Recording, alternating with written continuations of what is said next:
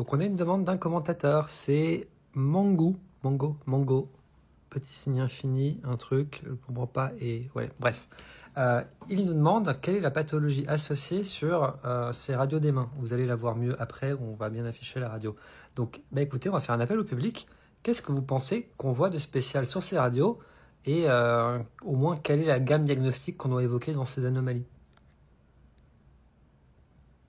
Regardez bien après parce que là on voit pas bien.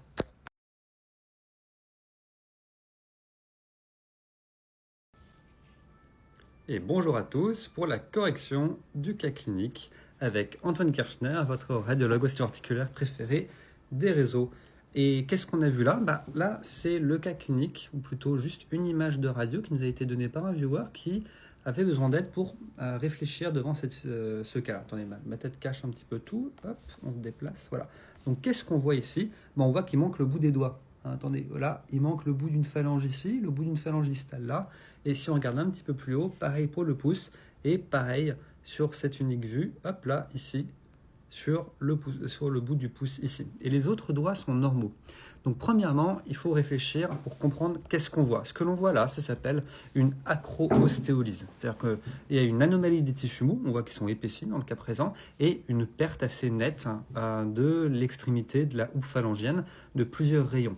Ça s'appelle une acro-ostéolyse. L'acro-ostéolyse, c'est un terme qui désigne pas mal de physiopathologies et de causes différentes, mais qui aboutissent à une destruction osseuse de l'extrémité, ou en tout cas de la dernière phalange des doigts, quelle que soit l'origine. Et vu que les origines peuvent être différentes, l'aspect peut être légèrement différent, avec des fois une lise qui est plutôt ronde, une lise qui est plutôt en bande au milieu de la phalange avec une extrémité distale qui serait présente, ce qui n'est pas le cas ici.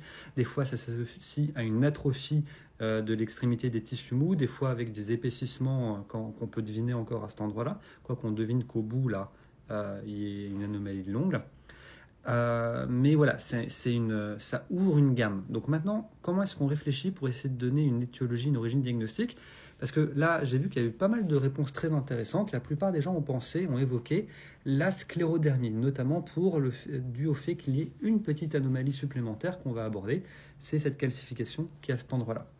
Alors, pourquoi pas? C'est une très bonne hypothèse. La sclérodermie, je pense que c'est le plus probable dans le cas présent, mais il faut réfléchir en matière de gamme. Donc moi, je vous propose déjà 3 catégories dans la gamme: les causes locales, les causes syndromiques et les causes systémiques. Les causes locales, ça va toucher forcément un seul doigt, sauf exception. La plus fréquente, c'est post-traumatique. Vous tapez le bout du doigt avec un marteau, vous faites une plaie, il y a une destruction de tissu osseux qui aboutit à un aspect d'acro-ostéolyse.